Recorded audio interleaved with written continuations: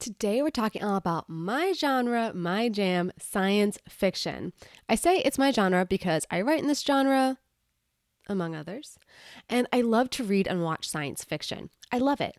It's the best. So let's dive in to really define what it is and some of the nuances of the subgenres. Let's go.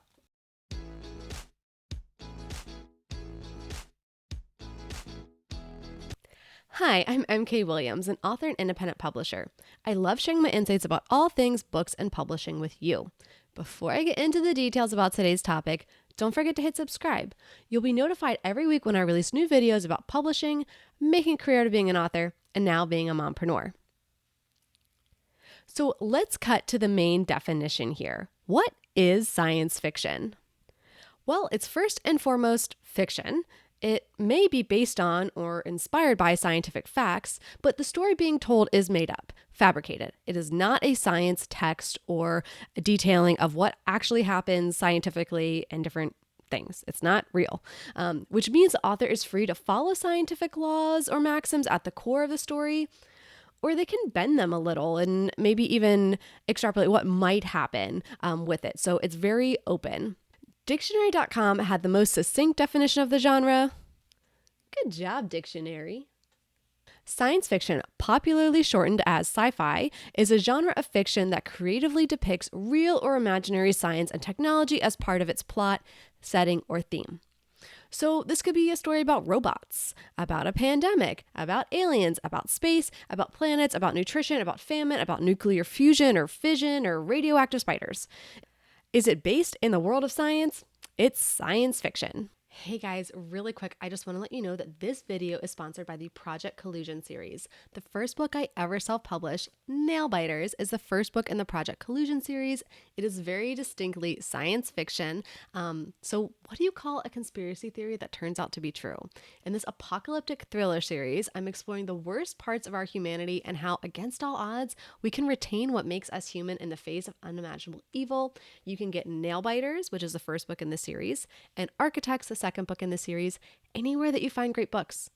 Anywhere. All the places where you find great books. You can even get a copy from me directly. Okay, now I'll go back to talking about science fiction. Yeah. This is obviously very broad and wide, and I think we see a lot of books that we maybe don't necessarily think of as science fiction categorized as such. So most of your dystopian books end up being categorized as science fiction because usually what brought about this dystopian reality is somehow rooted in science, or we're looking far into the future where this dystopian reality has happened and therefore there's advanced technologies, advanced scientific elements. And so that is an interesting thing where like dystopian fiction is always kind of housed under science fiction. So that's an interesting distinction there. Now, when I put out a call for questions for this entire genre series, which you can watch all the other genre videos up here, I did get a few related to science fiction. So I'm going to really specifically answer those here because I think it'll help you understand some of the nuances within the subgenres. But I obviously can't speak to all of them because this would be like a super hour-long video. Be crazy. So the first question I got was the difference between hard science fiction and soft science fiction. And so the best definition I could find here came from Masterclass. So they're saying that hard sci-fi novels or hard science fiction is based on scientific fact, and that they're inspired by the hard natural sciences like physics, chemistry, and astronomy. So things that there are very certain formulas, very certain known facts in that science.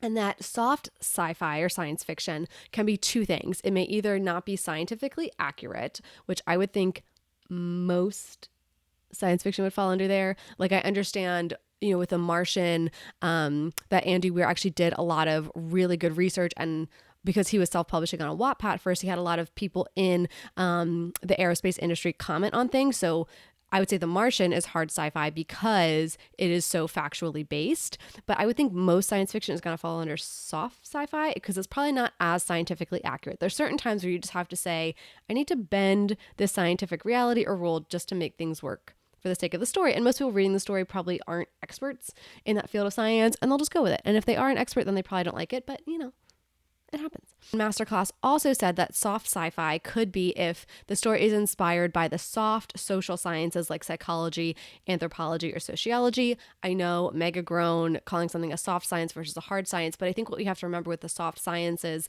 is it's not called that because it's soft and it's weak and it's wimpy. It's called that because there's much more fluidity into how things are evaluated, and there's a very heavy qualitative aspect as well as quantitative. You're looking at the hard sciences, it's much more quantitative. And the soft sciences, you can't just use a straight formula to understand what's going on there. You have to use some of those other factors. So I actually think these distinctions are interesting when I finally read them because I had someone classify and refer to nail biters as hard sci-fi. And speaking as the author, I would say it is not scientifically accurate. But if that person was led to believe that I'm smart enough to not make that stuff up, I'll take it. And then the next question I was asked about genre specifically was space operas as compared to science fiction. And space operas are actually a subgenre within science fiction. And again, I found the best definition from Masterclass. I'm going to have all my references below. And they said that space operas were soap operas set in space. So technically, Star Wars, with all the family drama and everything that goes on there, is a space opera. There's a lot of different subgenres within science fiction. I've written in a few of them. It's really vast. I think that's what I love about this genre. It's just so fun and interesting to think about like what could be, what might be invented or what might have happened if something in our timeline was altered.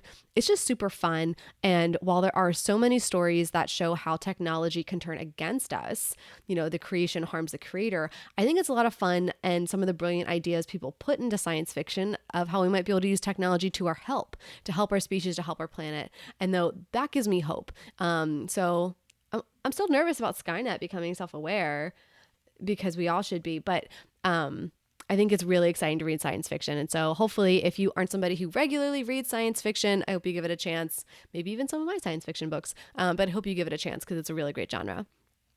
And for all the haters out there who are about to post on this video comment that women don't know science and they ruin or they water down science fiction, you can get the and keep in mind that this entire genre was invented when a little story about a reanimated creature named Frankenstein was published.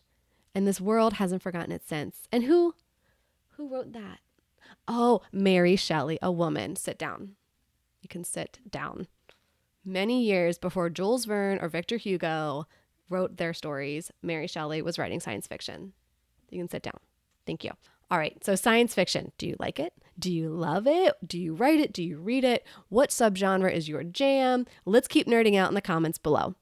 If you found this video helpful or at least entertaining, please give this video a thumbs up and don't forget to hit subscribe or even that shiny thanks button. That lets YouTube know that you're getting value from this information and they can get it in front of other sci-fi nerds like us. Now you can get back to writing your book.